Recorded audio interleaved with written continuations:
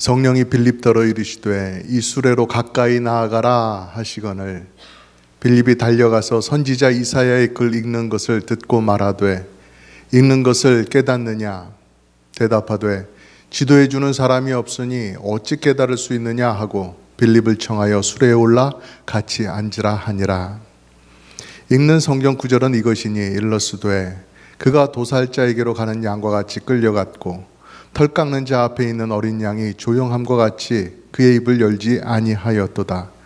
그가 굴욕을 당했을 때 공정한 재판도 받지 못하였으니 누가 그의 세대를 말하리요.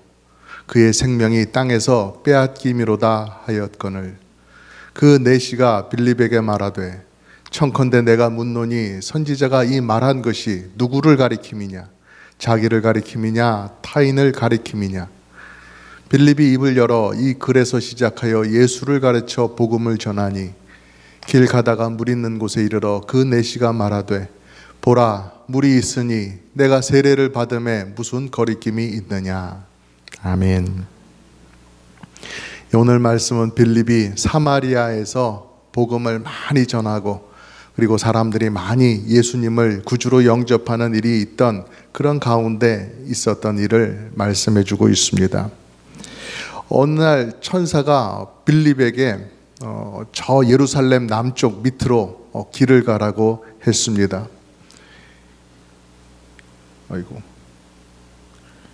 여기 예루살렘에서 이 가사로 내려가는 길, 이 사이에 길이 있었던가 봅니다. 이 길로 내려가라 이렇게 말씀을 해줬죠. 왜 그렇게 내려가라 하셨는가 하면은 그 길을 가고 있는 한 에티오피아 관리가 있다라는 것입니다. 예루살렘을 방문했다가 다시 고국으로 돌아가고 있는 한 관리가 있으니까 그 사람을 만나야 된다 하시는 것이죠. 그 관리가 이제 예루살렘에서 돌아가는데요. 여기서 돌아가는데 일단 이 가사까지 가는 겁니다. 그 당시 가사는 이 해변에 있는 마을이어가지고 길이 잘 닦여져 있었어요. 그러니까 이디오피아로 간다고 할지라도 잘 닦여져 있는 이 길을 통해서 이제 이집트 쪽으로 이렇게 가다가 이제 이쪽에 있는 에티오피아로 가게 되는 것이죠. 그래서 이제 천사를 통해서 가라는 명령을 전해 주셔서 이 빌립이 그쪽으로 가게 되었습니다. 근데 여러분, 빌립이 지금 있는 곳은 어디예요? 예루살렘의 저 위쪽 사마리아였잖아요. 빌립은 거기서 왕성하게 사역을 하고 있었어요. 전도의 문이 활짝 열려서 복음을 전하면 사람들이 예수님을 구주로 영접했어요. 예수님의 이름으로 명할 때 귀신도 내어 쫓겨나가고 또 중풍병자도 또 일어나 걷지 못하던 사람도 예수님의 이름으로 치유를 받고 벌떡벌떡 일어나고 그러한 여러 가지 일들로 인해서 사마리아 온 마을이 기쁨으로 가득 차고 들썩들썩 거리던 그런 때였다라는 것이었습니다. 여러분, 상황이 이렇고 전도가 잘 되고 있으면 하나님께서 빌립을 거기에다가 더 오래 두셔서 거기다가 복음을 더 잘 전하고 교회가 잘 세워지도록 그렇게 하시면 좋잖아요. 그런데 하나님께서 빌립에게 명령을 하셨어요. 26절 말씀에 주의 사자가 빌립에게 말하여 이르되 일어나서 남쪽으로 향하여 예루살렘에서 가사로 내려가는 길까지 가라 하니 그 길은 광야라 이렇게 말씀하죠. 광야에 있는 길이다 라고 하는 말씀입니다. 성령이 충만했던 빌립은 이런 말씀, 이런 명령을 들을 때 지금 내 형편하고는 좀 동떨어진 것처럼 보이지만 내가 여기 있는 것이 더 좋아 보이지만 뭔가 중요한 일이 있는가 보다. 하나님께서 꼭 하시는 일이 있는가 보다 하고 그 말씀을 듣고 순종해서 거기로 갔습니다. 가서 봤더니 뭐가 있어요? 마차 한 대가 지나가는 것입니다. 그럴 때 성령님께서 빌립의 귀에다 대고 말씀하십니다. 빌립아, 버스 왔다. 빨리 타라. 이렇게 하시는 거죠. 빌립이 타야 하는 버스가 왔어요. 빌립이 그 마차에 가까이 다가가 보니까 소리가 들리는데 그 이디오피아 관리가 열심히 읽고 있는 그 책에 소리가 들리는데 그것이 바로 이사야서의 말씀이었어요. 빌립이 달려가서 선지자 이사야의 글 읽는 것을 듣고 말하되 읽는 것을 깨닫느냐? 읽는 그 내용을 아시겠습니까? 라고 물어봤던 것이죠. 빌립은 원래 전도에 열심을 내는 사람이었어요. 사마리아 성을 그 모든 마을을 대상으로, 그 모든 사람을 대상으로 전도를 열심히 하는 사람이었어요. 거기다가 성령이 충만한 가운데 주님의 말씀을 따라서 그 길까지, 그 광야까지 내려왔던 사람이었습니다. 그러니 내가 여기서 지금 무엇을 해야 되는가? 하나님께서 내게 바라시는 것이 무엇인가? 라는 것에 관심을 갖고 거기에 촉각을 곤두세우고 이렇게 봤던 것이죠. 여기서 내가 예수 믿는 사람으로 할 수 있는 것이 무엇인가? 그렇기 때문에 이 관리에게 복음을 전해야 되겠다 하는 생각을 할 수가 있었던 것이었어요. 그 수레에 다가가라 하는 성령님의 말씀에 예하고 성령님 그 마차로 다가갈 수가 있었다는 것이에요. 그러지 않고요. 만약 부정적인 마음을 품어서 다른 사람들도 많은데 왜 나를 그 먼 곳에까지 가라 그래? 저 예루살렘 저 남쪽에 있는 사람 또 가까운 곳에 있는 사람도 많은데 왜 이 멀리 있는 예루살렘 위에 있는 나를 거기까지 내려가라 그러시나? 힘들게 이렇게 생각할 수도 있었다는 것이죠. 그렇지 않고 또 소극적인 마음을 품어서 가긴 가는데 보니까는 이스라엘 사람이 아니에요. 유대인이 아니에요. 이디오피아 사람처럼 외국인처럼 보여요. 나랑 상관도 없는 저 사람한테 내가 가서 뭘 하겠어? 보니까 호화로운 마차를 타고 가는 저 사람, 지체도 높아 보이는데 저 사람이 날 거들떠나 보겠어? 이런 마음을 품고 있었다면 어떻게 됐겠어요? 예수님을 깊이 있게 소개하지 못했을 것입니다. 그저 쭈뼛쭈뼛 다가가서 저 마차가 참 좋아 보이네요. 이 마차 얼마짜리예요? 식사는 하셨어요? 오늘 날씨 참 좋지요? 여행 잘 하세요? 이런 얘기 정도밖에 못하지 않았겠어요? 하지만 성령 충만했던 빌립이었기에, 성령님의 음성에 귀를 기울이는 그러한 빌립이었기에 여기서 나를 쓰시려고 하는 하나님의 뜻이 있구나. 저 사람에게 내가 복음을 전하기를 바라시는구나 하면서 기쁜 마음을 품고 그 마차로 다가가고 그 에디오피아 관리와 말을 주고받기 시작했던 것이었어요. 그리고 그 관리가 그냥 있는 것이 아니라 이사야서를 읽고 있다는 것입니다. 당시에는 글을 읽을 때 소리를 내서 보통 읽었다 그래요. 속으로 그냥 눈으로 읽는 게 아니라 글을 읽으면 소리를 내서 읽었죠. 그러니까 듣고서 아는 거예요. 지금 무슨 책을 읽고 있는지 아는 거예요. 그러니까 이사야서의 말씀을 읽고 있으니까 거기서부터 시작해서 예수님을 소개할 수 있겠다. 그러면 되겠다라고 하고서 다가갔던 것이죠. 그래서 그것이 무슨 내용인지 아시겠습니까? 물었을 때 잘 모르겠습니다. 여기 같이 이 마차에 오르셔서 제 옆에서 좀 가르쳐 주시겠습니까? 라고 그 관리가 말할 때 옳았구나, 내가 그럴 줄 알았어, 이러면서 그 마차에 흔쾌히 올라탔던 것이었죠. 우리도 전도해 봐서 알잖아요. 이렇게 받아들이고 마음을 열어줄 때 우리가 얼마나 기쁩니까? 빌립이 정말 심장이 쿵쾅쿵쾅거리고 또 하나의 생명을 얻겠구나, 또 하나의 잃어버린 사람을 찾겠구나 하는 기쁜 마음으로 그 마차에 올라탔을 것이에요. 또 한 번에 전도할 기회를 붙잡았구나.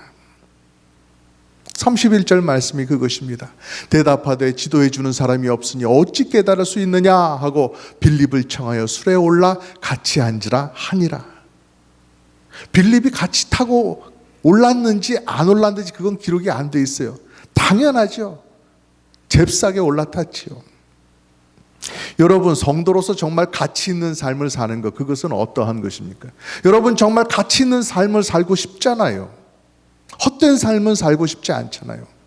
그래서 여러분, 항상 내가 어떻게 하면 더 나은 삶을, 더 가치 있고 의미 있는 삶을, 하나님께서 기뻐하시는 삶을 살까, 이런 거 생각하시잖아요. 고민하시잖아요. 그것에 대한 답을 오늘 말씀이 가르쳐 주시는 것입니다. 빌립을 보여주시면서 이처럼 하나님께서 주시는 사명을 잘 감당하려고 노력하며 살아가는 그 사명자의 삶, 사명을 붙잡고 사는 사람의 삶이 정말 가치 있다, 아름답다, 귀하다, 이것을 우리에게 가르쳐 주시는 거예요. 근데 문제는 사명을 감당하는 게 쉽지 않습니다. 어떤 분들은 말해요. 내 주변에 온통 나랑 맞지 않는 사람들이 많아요. 누구 하나 내 마음 알아주는 사람 없어요. 또 어떤 분들은 그래요. 소심한 거죠. 난 내성적인 사람이라서 모르는 사람, 낯선 사람한테 말 한마디 거는 것, 인사 한마디 하는 것 정말 힘들어요. 그러시는 분들도 계세요. 또 어떤 분들은 너무 바쁩니다.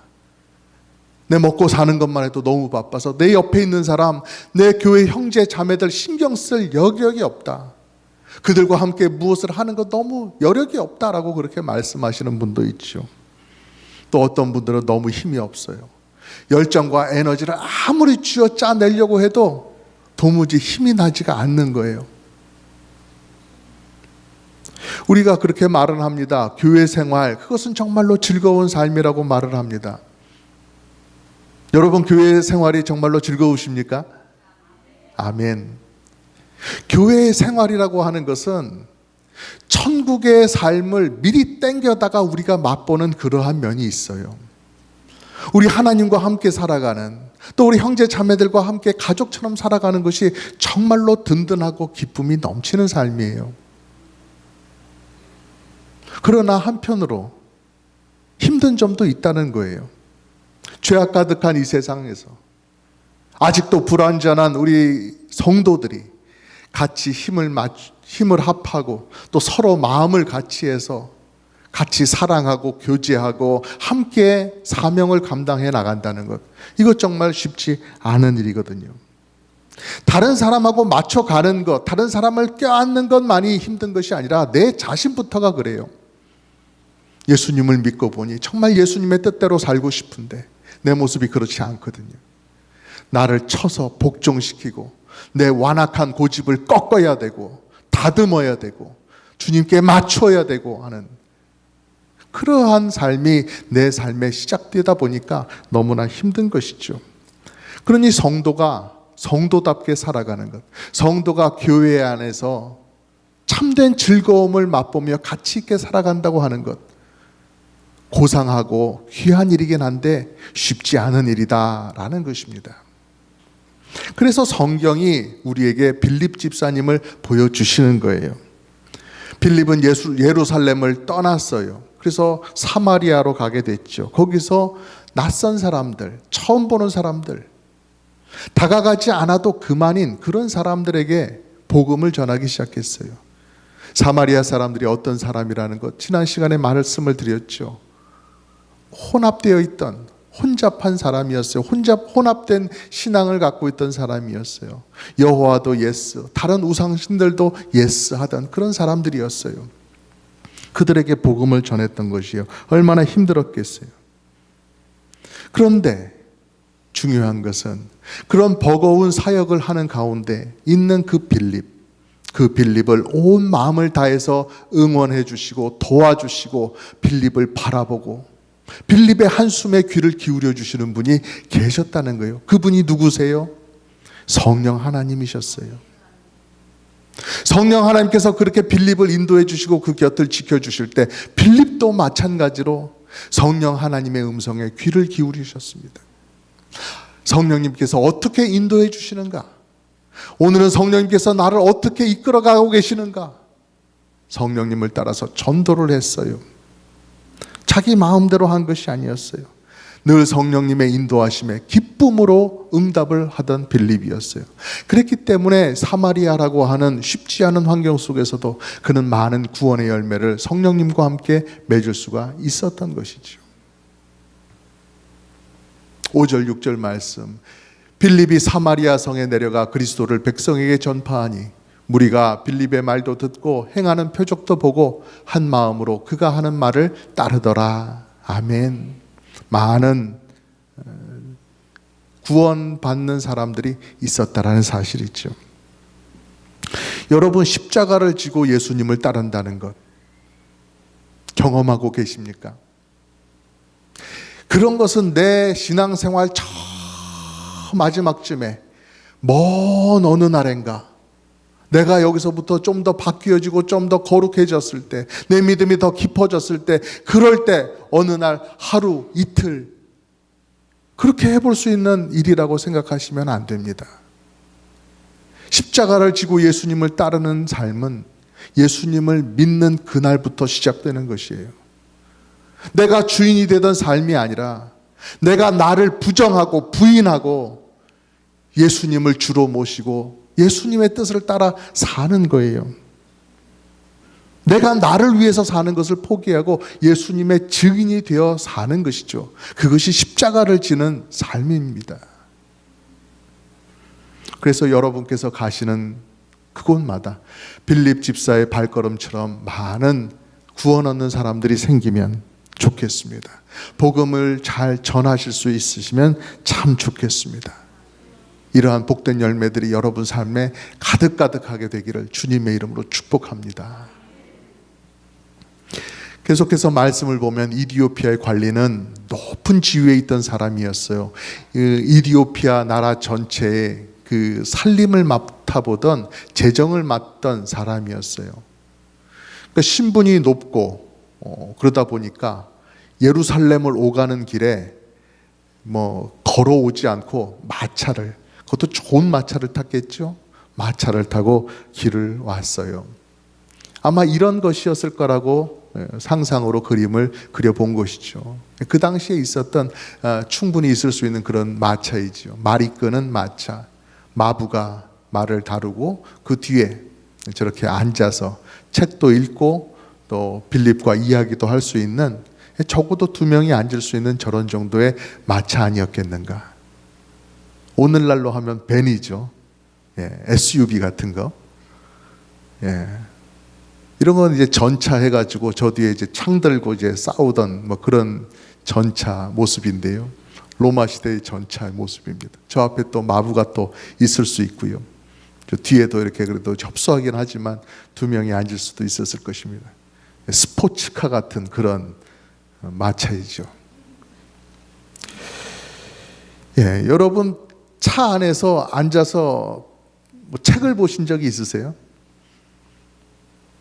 책이 아니더라도 폰으로 유튜브 영상 같은 거 이렇게 보신 적이 있으신가요? 막 차가 이렇게 막 흔들리잖아요. 손도 흔들리고 몸도 흔들리고. 그래서 막 흔들리는 가운데 이런 것을, 작은 것들을 자꾸 계속 보고 있으면은 멀미가 나잖아요. 정신이 어지럽죠. 요즘처럼 이렇게 도로가 아스팔트로 반듯하게 깔려져 있는 도로 위에 또 서스펜션 장치가 잘 되어 있는 그런 차를 타고 가면서도 뭔가를 읽는다는 것은 참으로 쉽지 않은 일이에요. 근데 옛날에 저 흙으로 깔려져 있는 저 흙바닥을 쿠션이라고 해서 얼마나 있겠습니까 하는 저런 마차를 타고 덜컹거리면서 가면서 책을 읽는다는 것, 정말로 힘든 일이었을 거예요. 그런데 이 관리는 책을 읽었다는 거예요. 책을 정말로 좋아했는가. 이렇게 여행길에 있어서도 이 시간도 아까워서 나는 책을 읽어야겠다 하는 이 홍 목사님과 같은 분이셨겠는가. 주여.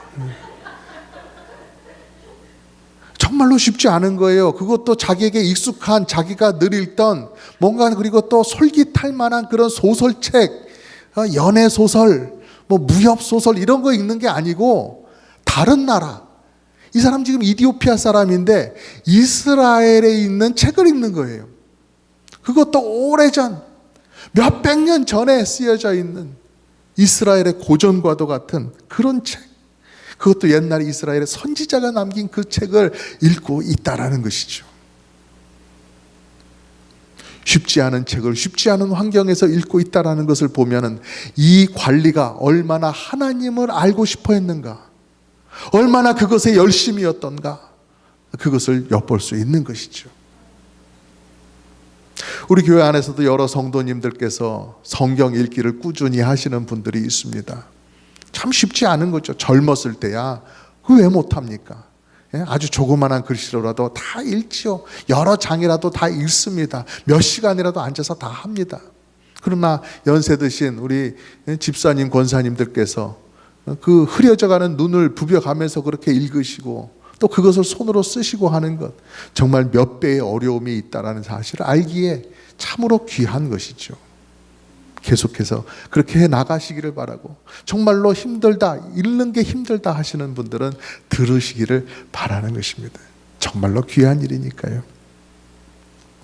그리고 이 이디오피아의 관리, 성경을 읽는 것뿐만 아니라 또 지금 예루살렘에 왔다 가는 길이잖아요. 보통 일로 왔다 가는 게 아니라 어떤 절기를 맞아서 예루살렘에 와서 예배를 드리고 돌아가는 사람이었어요. 그러니까 이 사람의 하나님을 향한 마음은 진심이었고 그만큼 깊었다라는 것이에요. 성경에 그 관리의 이름은 나와 있지 않아요. 하지만 이러한 마음으로 하나님을 찾고 살아가고 또 고국으로 돌아가고 있는 그 사람의 발걸음, 하나님께서 그를 축복해 주시기 위해서, 그를 복된 길로 인도해 주시기 위해서 빌립을 보내주신 것이에요. 너는 이 빌립에게서 너의 구원자 예수에 대해서 분명히 듣고 그를 구주로 영접하고 가야 된다. 너에게 이 예수 그리스도로 인해서 복된 삶이 열려야 된다. 내가 너를 축복하마 하는 그 하나님의 뜻이 있으셨던 것이었어요. 그러니까 하루에 하나님께서는 어떤 분이세요? 정말 구원할 자를 하나라도 놓치지 않고 빼놓지 않고 반드시 구원해 내시는 그런 하나님 아니시겠어요? 그리고 여러분은 어떻게 생각하세요? 빌립이 이 이디오피아의 관리의 마차에 탔을 때, 이런저런 얘기를 하고 난 후에 좀 더 말하는 것이 편해졌을 때, 사실은 제가 여기까지 온 게 그냥 우연히 된 일이 아닙니다.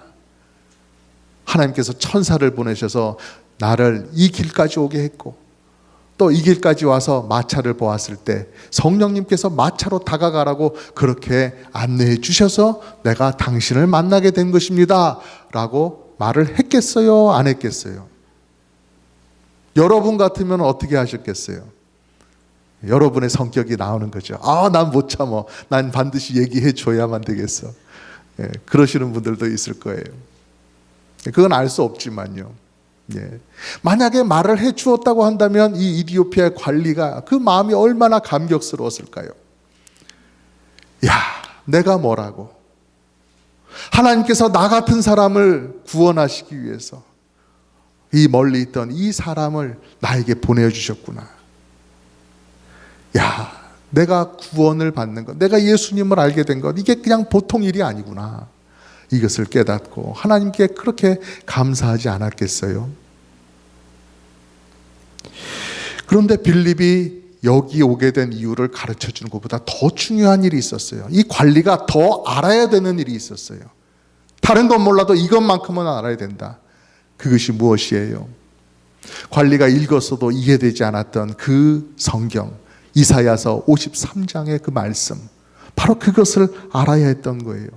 거기서 고난받는 사람이 나오는데 그가 누구인가? 왜 그가 고난을 그렇게 받아야만 했던가? 하는 이 사실을 알아야만 했던 것이죠. 그가 도살자에게로 가는 양과 같이 끌려갔고 털 깎는 자 앞에 있는 어린 양이 조용함과 같이 그의 입을 열지 아니하였도다. 그가 굴욕을 당했을 때 공정한 재판도 받지 못하였으니 누가 그의 세대를 말하리요? 그의 생명이 땅에서 빼앗김이로다 하였거늘. 도살자에게, 그러니까 동물을 잡는 그런 도축일을 하는 그 사람에게 이렇게 끌려가는 그런 양과 같은 사람, 그분이 누구세요? 예수님이시죠. 왜 예수님을 소개를 하는데, 왜 메시아를 소개를 하는데 이 도축자에게 끌려가는 양과 같은 모습을 하고 그렇게 말씀을 할까요? 왜 털 깎는 자 앞에 조용히 있는 그런 양처럼, 왜 그런 양에다가 예수님을 비유를 할까요? 만약에 어떤 사람을 묘사하는데 그 사람이 힘이 없는 사람이다. 그래서 힘 있는 사람이 때리면 맞아야 되고 밟으면 밟혀야 하는 그러한 약한 사람이다 한다면 그 사람이 무엇을 말하겠어요? 그래도 그 사람이 힘은 좀 있는 사람이야. 조금이라도 힘은 있는 사람이야. 그거 얘기를 하지 않겠어요? 야, 내가 지금 밟히고 있지만 내가 계속해서 밟히고 있을 줄 알아? 지렁이도 꿈틀거린다고 하는데 내가 언제까지 이러고 있을 줄 알아? 나도 가만은 안 있어. 뭐 그런 얘기를 할 거란 말입니다. 그런데 예수님에 관해서는 지금 뭐라고 말하는 거예요? 예수님께서 그 죽음의 길, 그 고난의 길로 조용히, 묵묵히 그 길을 가신다는 사실을 말씀하고 있는 것 아닙니까? 야, 이분께서 어떤 분이신데 이 고난을 묵묵히 받아들이신단 말이야. 왜 이런 비참한 처지 가운데 이분이 들어가시지? 이렇게 지금 말하고 있는 것, 이것은 무슨 말이에요? 예수님은 그런 고난을 당하실 분이 아니다. 그리고 그런 고난쯤은 사람들의 그런 불의한 일들은 얼마든지 물리쳐내고 거부할 수 있는 그런 힘이 있으신 분이시다 라고 하는 것을 말씀하고 있는 것이죠. 이사야서 42장에 보면 그렇게 말씀합니다. 하나님 아버지께서 내가 붙드는 나의 종, 내 마음에 기뻐하는 자, 곧 나의 택한 사람을 보라, 이렇게 말씀하셨어요. 그런데 그분께서 고난을 받으신다. 그런데 그분께서 사람들에게 재판을 받으시는데 그것도 공정한 재판이 아니라 공정하지 못한 재판을 받으신다. 결국 그렇게 함으로 생명을 잃게 되는 지경에까지 이르는데 어떻게 세상에 이렇게 될 수가 있는가? 이처럼 상상할 수도 없고 있을 수도 없고 있어서도 안 되는 그러한 일이 일어나거든 그분이 바로 메시아인 줄 알라. 바로 그 말씀을 하시는 것입니다. 이사야서의 내용이 바로 그러한 것입니다. 먼 훗날에 오실 메시아가 그런 일을 당하시거든, 그런 대접을 받으시거든 너희들은 그분이 바로 하나님의 택하신 구원자이심을 알라. 너희들을 위하여 이 세상에 내려오신 하나님의 아들이신 줄 알라라고 말씀하시는 것입니다. 세상 역사 가운데 핍박을 받은 많은 선지자들이 있었습니다. 하지만 자기 목숨을 많은 사람의 대속물로 준다고 하는 선지자는 없었어요. 내 생명을 내게서 빼앗는 누군가가 있는 것이 아니라 내가 스스로 내 생명을 버린다라고 말하는 선지자는 예수님밖에 없었다라는 것이에요. 그리고 예수님은 그 말씀대로 죄인인 여러분과 또 저를 구원하기 위해서 십자가에 달리셨고 그렇게 해서 목숨을 주셨죠. 그렇게 예수님은 목숨을 버리셨습니다. 그렇기 때문에 우리를 위해서 죽어주신 예수님이 우리의 구원자가 되는 것입니다. 그래서 도살자에게 끌려가서 죽임을 당하는 그런 어린 양의 모습이 바로 우리 구주 예수님을 나타내는 사인으로 주어졌던 것이고요. 그러니 빌립은 관리가 우연찮게 읽은 이사야서 말씀을 설명해 주면서 아주 자연스럽게 그리고 당연하게도 고난당하신 예수님을 설명해 줄 수가 있었던 것이었어요. 예수님은 십자가에서 죽으셨고 부활하셨다, 거기까지 알려줄 수가 있었던 것이었어요. 성령님께서 하시는 일은 이렇게 착착 앞뒤가 맞아 돌아가는 것이죠. 그리고 관리도 그래요. 이게 과연 무슨 뜻일까? 누구를 가리켜서 하는 말일까? 하고 막 고민을 해봤지만 풀리지 않고 있었어요. 그런데 알고 보니까 자신이 그렇게 씨름했던 그 말씀이 실제로 이 세상에 오셔서 구원 사역을 이루신 예수님에게로 인도해 주시는 바로 그 예언이구나 하는 그 사실을 알게 된 거예요. 그 사실을 알면서 눈이 번쩍 뜨이지 않았겠어요? 과연 하나님은 죄 있는 이 인생들을 불쌍히 여겨주시는 인자하신 분이시구나, 사랑 많으신 하나님이시구나. 그리고 그 하나님께서 보내신 구원자 예수님이 바로 얼마 전에 이 땅에 오셨던 바로 그분이시고 내가 그분의 소식을 지금 여기서 듣고 있구나. 그런 것들을 감격적으로 느꼈을 거란 말입니다. 그러니까 주저하지 않고 예수님을 구주로 영접하고 그리고 물이 있는 곳을 발견하면서 바로 내가 여기서 예수님과 하나가 되는 세례를 받겠습니다 라고 세례를 요청했던 것이었어요. 여러분, 이렇게 이디오피아 관리와 빌립을 만나게 해주시고 예수님을 영접하게 해주시는 이러한 일들을 바라보면서 내가 예수님을 만나고 내가 이 자리에 지금 나와서 예배를 드리고 있는 것, 이것이 그냥 된 일이 아닌 것임을 여러분 생각해 보시기 바랍니다. 빌립과 갈리의 만남이 하나님의 철저한 계획 속에서 이루어졌던 것처럼, 구원할 자를 구원하시는 하나님의 철저한 계획이 있었던 것처럼, 하나님께서 나를 이 자리로 부르신 것도 분명하고도 확실한, 반드시 이루고야 마시겠다고 하는 하나님의 계획이 있었던 것입니다. 그렇기 때문에 우리가 그 하나님의 노력을, 그 하나님의 초청을 은혜라고 부르는 것이지요. 여러분, 핍박을 받아 흩어진 예루살렘 교회였습니다. 야, 이래서 교회가 설 수 있겠나? 교회의 미래가 어떻게 되겠나? 참으로 걱정스러운 눈으로 바라보게 되지만 교회는 없어지지 않았습니다. 예수 그리스도께서 세우신 교회는 오히려 온 사방 각지로 퍼졌어요. 온 유대와 사마리아와 땅끝까지 퍼져나가는 그런 모습을 보여주고 있는 것이에요. 어떻게 그럴 수 있습니까? 생명의 주인이신 예수님이 교회의 주인이시고, 모든 교회 성도 한 사람 한 사람 곁에 성령 하나님께서 딱 옆에 붙어서 그를 지키시고 인도해 주시는 그 은혜 때문에 그런 것입니다. 우리는 연약한 모습으로 살아갑니다. 정말로 연약하고 때로 완악하게 살아갑니다. 하지만 우리의 곁에 계신 예수 그리스도, 죽음? 그까짓 게 무엇이냐라고 말씀하시는 그 예수님, 그러면서 밤낮 우리 곁에서 지켜주시는 예수님이 우리와 함께 계십니다. 우리가 믿는 복음의 핵심, 그것은 바로 나를 살리기 위해서 묵묵히 그 죽음의 길로 들어가신 예수 그리스도이십니다. 예수님의 그 고난을 여러분 잊지 마시기 바랍니다. 우리 같이 한번 외쳐보면 좋겠어요. 1년에 한 번 하는 겁니다. 주님은 우리의 구원입니다. 주님은 우리의 소망입니다. 이거를 얘기를 해볼 텐데요. 외쳐볼 텐데요.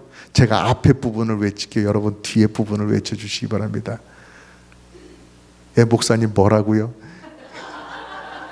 주님은 우리의 라고 제가 말하면, 예, I say 주님은 우리의, you say 구원입니다. 예, 구원입니다. 소망입니다. 여러분 그렇게 외쳐주시면 되는 거예요. 조금 서로 안 맞아도 괜찮습니다. 하여튼 크게 한번 외쳐봅시다. 주님은 우리의 구원입니다. 주님은 우리의 소망입니다. 예, 아멘. 그렇습니다.